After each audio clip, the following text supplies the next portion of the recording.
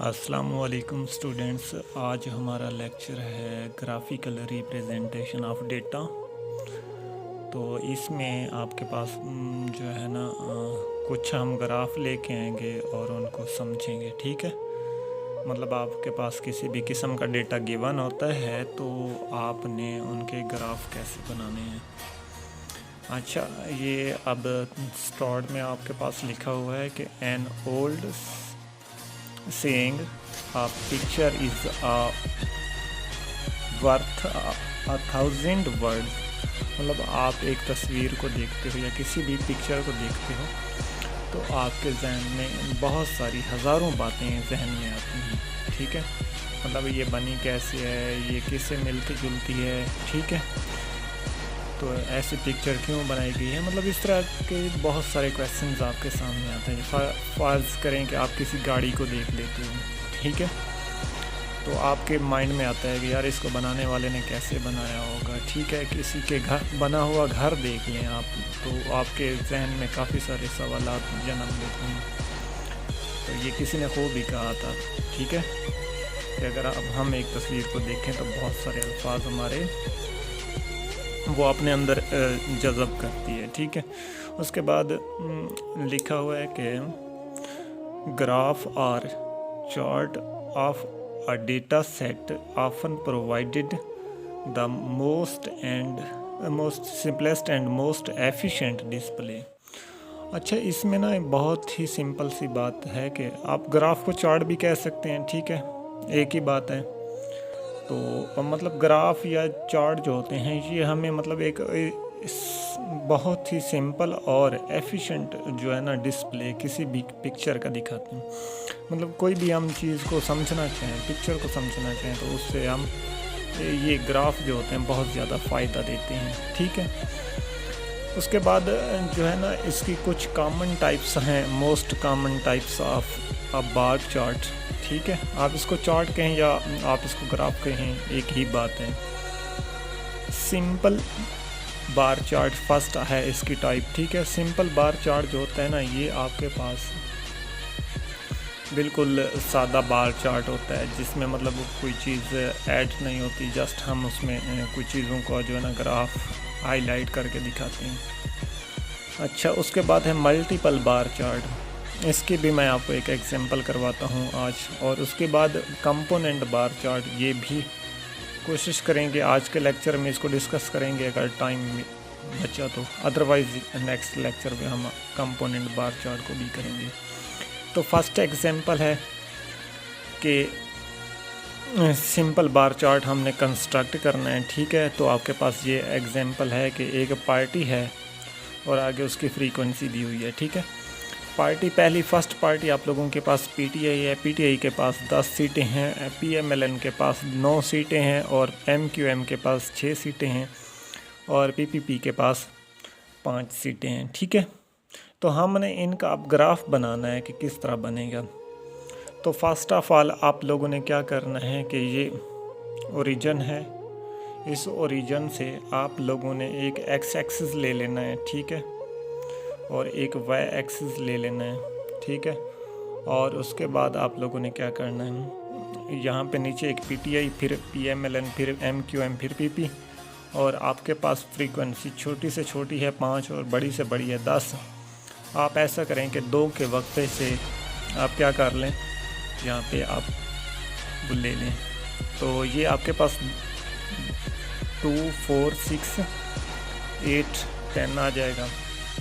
बेशक आप 1 का वक्फा रख लें, कोई बात नहीं है। ठीक है, तो अब हमने इसका ग्राफ बनाना है। तो पीटीआई की सीटें हैं हमारे पास 10 हैं, तो हम पीटीआई का जो ग्राफ बनाएंगे ये यहाँ से स्टार्ट करेंगे और ये इसको ले जाएंगे 10 के सामने तक। ठीक है, तो ये हमारे पास किसका ग्राफ बन जाएगा, पीटीआई का बन जाएगा। उसके बाद पीएमएलएन का ग्राफ कैसे बनेगा, पीएमएलएन की हमारे पास 9 सीटें हैं, तो यहाँ से हम स्टार्ट करते हैं, यानी पीएमएलएन के ऊपर से तो ये जाएगा, हम इसको 9 तक लेके जाएंगे, यानी 10 से थोड़ा सा पीछे लेके जाएंगे तो ये 9 तक जाएगा इसका ग्राफ। ठीक है, उसके बाद एमक्यूएम है, एमक्यूएम की हमारे पास कितनी 6 सीट्स हैं, तो एमक्यूएम की ये देखें, इसको 6 के सामने तक लेके जाना है यहाँ तक, तो ये हमारे पास एमक्यूएम का ग्राफ बन जाएगा।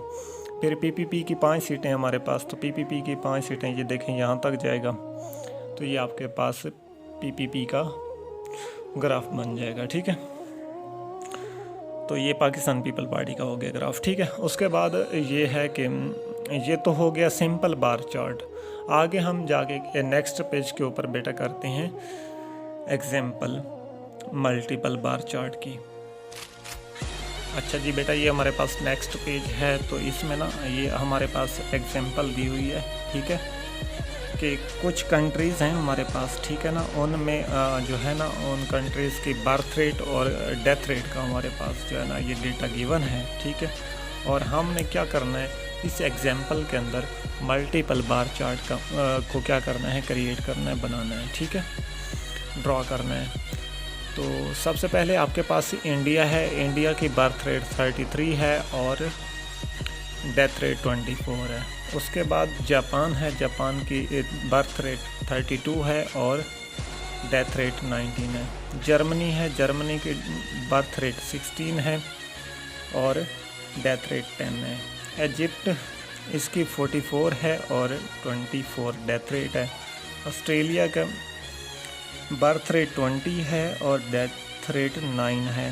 न्यूजीलैंड की बर्थ रेट 18 है और डेथ रेट 8 है। फ्रांस की बर्थ रेट 21 है और डेथ रेट 16 है। रशिया की बर्थ रेट 38 है और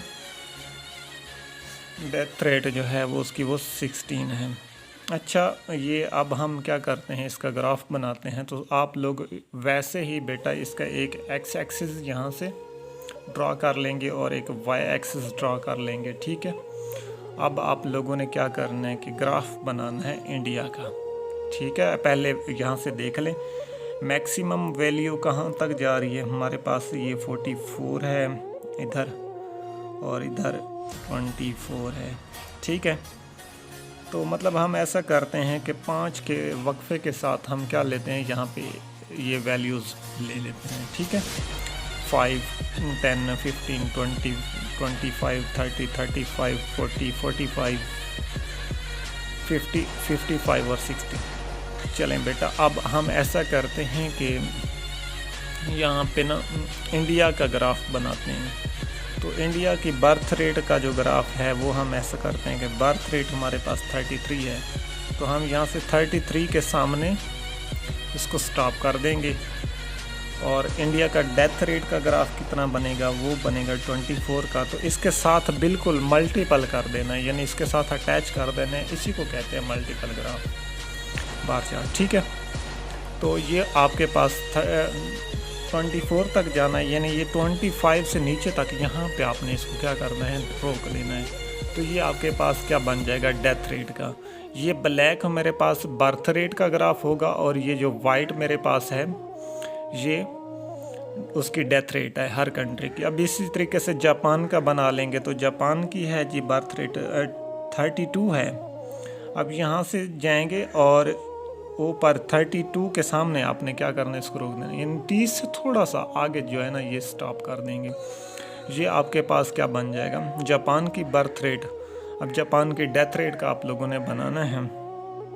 ठीक है, डेथ रेट 19 है, तो आप यहाँ से स्टार्ट करेंगे ग्राफ को और ये थोड़ा सा जो है ना इस 20 से थोड़ा सा पीछे रोक देंगे, तो ये आपके पास जापान की डेथ रेट का ग्राफ बन जाएगा। अभी इसी तरीके से आप लोग जर्मनी का बना लेंगे। ठीक है, फिर इसी तरीके से आप लोग ये देखें इजिप्ट है, तो इजिप्ट की जो है ना 44 है, तो आप यहाँ से जाएंगे, ये 45 से थोड़ा सा पीछे क्या करेंगे, इस ग्राफ को रोक देंगे और इसको कलर कर देंगे ब्लैक। तो ये आपके पास इसकी बर्थ रेट आ जाएगी। डेथ रेट इसकी 24 है, तो यहाँ से इसको लेके चलेंगे हम, ये 24 के सामने यहाँ पे, यानी 25 से थोड़ा सा पीछे आप इसको क्या कर देंगे, स्टॉप कर देंगे। तो ये आपके पास ग्राफ बन जाएगा किस चीज़ का, इजिप्ट की डेथ रेट का। इसी तरीके से ऑस्ट्रेलिया की डेथ रेट का बना लें और बर्थ रेट का। इस तरीके से न्यूजीलैंड का बन जाएगा, इसी तरीके से फ्रांस का बन जाएगा, इसी तरीके से रशिया का बन जाएगा। तो बेटा ये आपके पास जो है ना बार चार्ट कंप्लीट हो जाएगा, मल्टीपल बार चार्ट। यहाँ पे मैंने मेंशन किया हुआ है कि जो ब्लैक बॉक्स है हमारे पास, मेरे पास ये ग्राफ बन रहा है, ये बर्थ रेट का है, और जो वाइट है ये मेरे पास डेथ रेट का है। ठीक है, तो आज हमारा लेक्चर यहीं पे एंड होता है। ठीक है बेटा, तो अभी कुछ चीज़ें यहाँ से अगर आपको नहीं समझ आती फिर भी आप मुझे कॉल करके पूछ सकते हैं।